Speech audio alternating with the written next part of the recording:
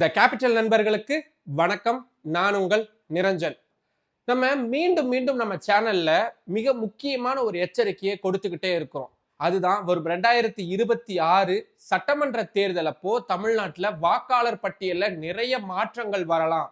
அதன் மூலியமா தமிழ்நாட்டுடைய ஜியோகிராஃபி, அதாவது எலக்ட்ரல் ஜியோகிராஃபியே மாறுறதுக்கான வாய்ப்பு இருக்கு அப்படின்றத திருப்பி திருப்பி சொல்லிக்கிட்டே வரும்.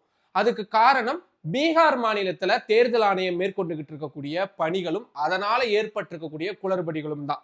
இதுல மிக முக்கியமான ஒரு நிகழ்வு அப்படின்றது பீகார் மாநிலத்துல ஏற்பட்டிருக்கு. அந்த நிகழ்வு தமிழ்நாட்டுல ஏற்பட்டா எத்தகைய பாதிப்பு ஏற்படும் அப்படின்றத கற்பனையே பண்ணி பார்க்க முடியல. அதைத்தான் இந்த வீடியோல நம்ம விரிவா பார்க்க இருக்கிறோம். பீகார் மாநிலத்துக்கு சட்டப்பேரவை தேர்தல் இன்னும் 2 மாதத்துல நடைபெற இருக்கக்கூடிய சூழல்ல திடீர் திருப்பமா தேர்தல் ஆணையம் நாங்க அங்க இருக்கக்கூடிய வாக்காளர் பட்டியலை சரிபார்க்க போறோம் அப்படின்னு எஸ்ஐஆர், அதாவது தீவிர வரைவு வாக்காளர் திருத்த பட்டியலை நாங்க தயாரிக்க போறோம் அப்படின்னு சொல்லி கிட்டத்தட்ட 1 மாத காலம் அதுக்கான வேலைகள் எல்லாம் பார்த்து ஒரு புது வரைவு வாக்காளர் பட்டியலை வெளியிட்டு இருக்கிறாங்க.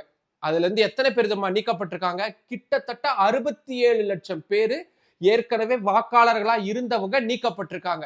2024 நாடாளுமன்ற தேர்தலில் இந்த 67 லட்சம் பேரும் வாக்களிச்சவங்க.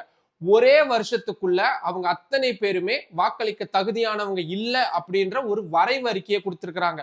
இது ஒரு ஃபைனல் லிஸ்ட் இல்ல அப்படின்னாலும் கூட கிட்டத்தட்ட இதுதான் இறுதி பட்டியலையும் வெளியாகும் அப்படின்ற மாதிரியான விஷயங்கள் தான் இருக்கு. இதுல என்ன மிக முக்கியமான திருப்பம் ஏற்பட்டிருக்கு அப்படின்னா, பீகார் மாநிலத்துல ராஷ்டிரிய ஜனதா தள கட்சியுடைய தலைவராகவும் எதிர்கட்சிகளுடைய முதல்வர் வேட்பாளராகவும் இருக்கக்கூடிய தேஜஸ்வி யாதவ் அவர்களுடைய பெயர் அப்படின்றது வாக்காளர் பட்டியலிருந்து நீக்கப்பட்டிருக்கு. அவரு முன்னாள் துணை முதல்வராக இருந்தவர், பல முக்கியமான துறைகளுக்கு அமைச்சராக இருந்திருக்கிறாரு. இன்னும் சொல்ல போனா கடந்த முறை ஒருவேளை ராஷ்டிரிய ஜனதா தளம் ஜெயிச்சிருந்ததுன்னா இப்போ அவர் தான் முதல்வராக இருந்திருப்பாரு.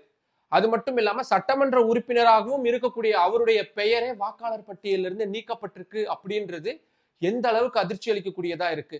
சரி, என்ன தெரியுமா நடந்துச்சு? தேஜஸ்வி யாதவ் கிட்ட அவருடைய வாக்காளர் அடையாள அட்டை, அதாவது எலெக்ஷன் கார்டு அப்படின்றது இருக்கு. அதுல ஒரு நம்பர் இருக்கும் தெரியுமா? அதைத்தான் எபிக் நம்பர் அப்படின்னு சொல்லுவாங்க. இப்போ பீகார் மாநிலத்தில் இருக்கக்கூடிய தேர்தல் ஆணையம் அந்த வரைவு பட்டியலை வெளியிட்டு இருக்கிறாங்க. அதுல இருக்கக்கூடிய தேஜஸ்வி யாதவுடைய எலெக்ஷன் கமிஷன் நம்பரும் அவர் கையில வச்சிருக்கக்கூடிய எலெக்ஷன் கார்டுல இருக்கக்கூடிய நம்பரும் கம்ப்ளீட்டா வேற வேறையா இருக்கு. பீகார் மாநில தலைநகர் பாட்னாவில் நடந்த பத்திரிகையாளர் சந்திப்புல இந்த அதிர்ச்சி தகவலை தேஜஸ்வி யாதவ் வெளிப்படுத்தி இருக்கிறாரு. அதாவது அவர்கிட்ட ஒரு எலெக்ஷன் கார்டு இருக்குள்ள, அதுல எபிக் நம்பர் அப்படின்றது இருக்கும். அதை அவரு எலெக்ஷன் கமிஷனுடைய வெப்சைட்ல போய் தன்னுடைய பெயர் வாக்காளர் பட்டியல்ல இருக்கா அப்படின்றத வெரிஃபை பண்றதுக்காக செக் பண்ணியிருக்கிறாரு. பார்த்தா அதுல இல்ல. அதனாலதான் அவருடைய பெயர் நீக்கப்பட்டிருக்கு அப்படின்றது சொல்லியிருக்கிறாரு. உடனடியா விழுந்தடிச்சுட்டு வந்த எலெக்ஷன் கமிஷன் நாங்க ஃபேக்ட் செக் பண்றோம் பாருங்க அப்படின்னு சொல்லி இல்ல அவருடைய பெயர் வாக்காளர் பட்டியல்ல இருக்கு அப்படின்ற ஒரு டீட்டெயில கொடுத்திருக்கிறாங்க. ஆனா அதுல என்ன பிரச்சனைனா, தேர்தல் கமிஷன் கொடுத்திருக்கக்கூடிய பட்டியலில் இருக்கக்கூடிய தேஜஸ்வி யாதவுடைய அந்த எலெக்ஷன் நம்பரும் அவர் கையில வச்சிருக்கக்கூடிய எலெக்ஷன் கார்டுல இருக்கக்கூடிய எலெக்ஷன் நம்பரும் கம்ப்ளீட்டா வேற வேறையா இருக்கு. இப்போ தேஜஸ்வி யாதவ் ஒரு பெரிய பப்ளிக் ஃபிகர் அப்படின்றதுனால ஃபேக்ட் செக் பண்ணி எலெக்ஷன் கமிஷன் சொல்லிட்டாங்க. இதே நானோ நீங்களோ சாதாரணமான ஒரு ஏழைகள் யாராவது இப்படியான பெயர்கள் விடுபட்டு போயிருந்தது அப்படின்னா அதை யார் ஃபேக்ட் செக் பண்ணி சொல்லுவா? அது மட்டும் இல்லாம எத்தனையோ பேருக்கு இப்படியான ஒரு வசதி இருக்கு, அதை போய் நம்ம சரி பண்ணி பார்க்கலாம் அப்படின்ற விவரங்கள் கூட தெரியாதவங்க நிறைய பேர் இருப்பாங்க. அவங்களுக்கெல்லாம் இதை யாரு சரி பண்ணி தரப்போறா? இப்படி ஏகப்பட்ட குளறுபடிகள் அப்படின்றது தேர்தல் ஆணையத்தால பீகார் மாநிலத்தில் நடத்தப்பட்டு இருக்கு. ஏன் சில தினங்களுக்கு முன்னாடி பீகார் மாநிலத்துல ஒரு நாய்க்கு ரெசிடென்டல் அட்ரஸ் வாங்கின கூத்தெல்லாம் கூட பீகார் மாநிலத்துல நடந்திருக்கு. சரி, இது தமிழ்நாட்டுல எந்த அளவுக்கு பிரச்சனையை ஏற்படுத்தும் அப்படின்றதையும் இதோட தொடர்பு படுத்தியே நம்ம பார்க்க வேண்டியதா இருக்கு. இது சம்பந்தமான வீடியோக்கெல்லாம் நம்ம ஏற்கனவே நம்ம சேனல்லே போட்டிருக்கிறோம். அதோட லிங்க் நான் கீழே டிஸ்கிரிப்ஷன்ல கொடுக்குறேன், போய் கண்டிப்பா பாருங்க. அப்ப உங்களுக்கு முழுமையான விவரங்கள் தெரியும். ஆனா நம்ம ஒரு வாரத்துக்கு முன்னாடியே சொன்ன அந்த விஷயங்களை இப்பதான் தமிழ் ஊடகங்கள் பேச தொடங்கி இருக்கிறாங்க. நிறைய அரசியல் கட்சி தலைவர்கள் இப்பதான் அதை பத்தின தங்களது கண்டன அறிக்கைகளை வெளியிட்டு இருக்கிறாங்க. குறிப்பா சீமான் அவர்கள் சொல்லி இருக்கக்கூடியது, லட்சக்கணக்கான பீகார் மாநிலத்தை சேர்ந்தவங்களை தமிழ்நாட்டுல வாக்காளர்களா மாற்றுறதுக்கான முயற்சிகள் அப்படின்றது எடுக்கப்படும். அப்படி மாற்றப்பட்டுச்சுன்னா அது தமிழ்நாடு தேர்தல் அரசியலையே மாத்திரும் அப்படின்ற ஒரு எச்சரிக்கையை விடுத்திருக்கிறாரு. இப்பதான் சீமான் அவர்கள் பேச தொடங்கி இருக்கிறாரு. இனி வரக்கூடிய நாட்கள்ல மற்ற கட்சிகளும் இதை தீவிரமா பேசுவாங்க அப்படின்னு நம்பலாம். சரி, தமிழ்நாட்டுல என்ன மாதிரியான பிரச்சனை வரும்? நீங்க ஒரு உதாரணத்துக்கு தமிழ்நாடு முதல்வராக இருக்கக்கூடிய மு.க. ஸ்டாலின் அவர்களுடைய பெயர் இப்படியாக நீக்கப்படுது. இல்ல எதிர்க்கட்சி தலைவரா இருக்கக்கூடிய எடப்பாடி பழனிசாமி அவர்களுடைய பெயர் நீக்கப்படுது, புதுசா கட்சி தொடங்கி இருக்கக்கூடிய தாவேகாவுடைய தலைவரான விஜய் அவர்களுடைய பெயர் நீக்கப்படுது, சீமான் அவர்களுடைய பெயர் நீக்கப்படுது, தொல் திருமாவளவன் அவர்களுடைய பெயர் நீக்கப்படுது, இல்ல இந்த கட்சிகளை சேர்ந்த யாராவது முக்கிய பிரமுகர்களுடைய பெயர்கள் நீக்கப்படுது அப்படின்னா அது தமிழ்நாட்டுல எந்த அளவுக்கு பாதிப்பை ஏற்படுத்தும்? ஏற்கனவே இப்படி வெளிமாநிலத்தவர தமிழ்நாட்டுடைய வாக்காளர்களா மாற்றுறதுக்கான முயற்சிகளா வந்துகிட்டு இருக்கு அப்படின்னு சொல்லப்பட்டு இருக்கக்கூடிய சூழல்ல அதை சரி கட்டணும்னா ஏற்கனவே இருக்கக்கூடிய வாக்காளர்களை நீக்கணும்.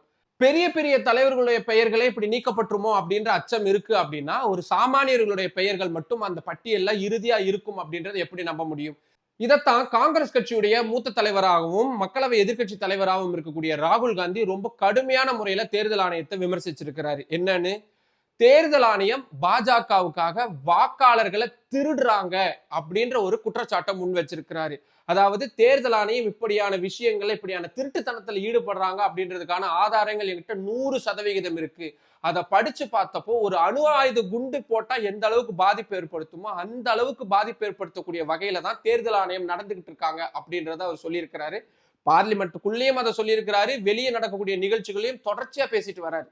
அதை விட அவர் சொன்னதுல மிக முக்கியமான விஷயம், 2024 நாடாளுமன்ற தேர்தல்ல தேர்தல் ஆணையம் பாஜகவுக்காக இப்படியான வாக்காளர்களை திருடினதுனாலதான் பாஜக வெற்றி பெற்றிருக்காங்க. ஒரு 10-20 தொகுதிகள்ல இப்படியான அட்ஜஸ்ட்மெண்ட்ஸை எலெக்ஷன் கமிஷன் செஞ்சிருக்காங்க. அதனாலதான் 3வது முறையா பாஜக ஜெயிச்சிருக்காங்க.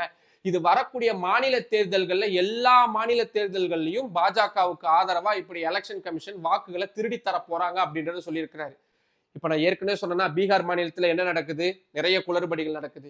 நீங்க அதை அப்படியே ஒப்பிட்டு தமிழ்நாடோட கம்பேர் பண்ணி பார்த்தீங்கன்னா ராகுல் காந்தி அவர்கள் சொல்லக்கூடிய எச்சரிக்கை, தேர்தல் ஆணையம் பீகார் மாநிலத்தில் செய்யக்கூடிய குளறுபடிகள், தேஜஸ்வி யாதவுடைய பெயர் நீக்கம், சீமான் அவர்கள் கொடுக்கக்கூடிய எச்சரிக்கை, இது எல்லாமே ஒரே புள்ளியில இணையக்கூடியதை பார்க்க முடியும். அந்த இணையக்கூடிய புள்ளி தமிழ்நாட்டிலும் தொடரும் பட்சத்துல அது பெரும் பிரச்சனையா மாறும் அப்படின்றதுல மாற்று கருத்து இல்லை.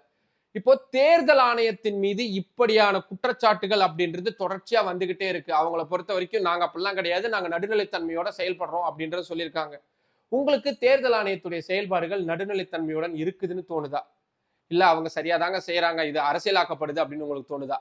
இதை பத்தின கருத்துக்கள் உங்களுக்கு எது இருந்தாலும் அதை கீழே கமெண்ட் பாக்ஸ்ல சொல்லுங்க. மற்றும் ஒரு வீடியோவில் சந்திக்கலாம். நன்றி. நம்மளோட த கேபிட்டல் சேனலை இன்னும் நிறைய பேர் சப்ஸ்கிரைப் பண்ணாம பார்த்துக்கிட்டு இருக்கீங்க. உங்களுக்கு தெரியும் இது எவ்வளவு தூரம் தமிழ்நாடு அரசியல்ல ரொம்ப ரொம்ப முக்கியமான விஷயம் அப்படின்னு. இப்படியான மிக முக்கியமான விஷயங்களையும் தமிழ் மக்கள்கிட்ட கொண்டு போய் சேர்க்கணும் அப்படின்றதுக்காக தான் டெல்லியில இருந்து இந்த சேனல் நான் ரன் பண்ணிட்டு இருக்கிறேன். இதுக்காக நான் உங்கள்கிட்ட இருந்து எதிர்பார்க்கறது உங்களுடைய ஆதரவு மட்டும் தான். நம்ம சேனல்ல சப்ஸ்கிரைப் பண்ணுங்க, நம்ம வீடியோஸை நிறைய பேர் கொண்டு போய் சேருங்க, லைக் பண்ணுங்க, கமெண்ட் பண்ணுங்க. உங்களுடைய ஆதரவை இன்னும் அதிக அளவில் தாருங்கள். நன்றி.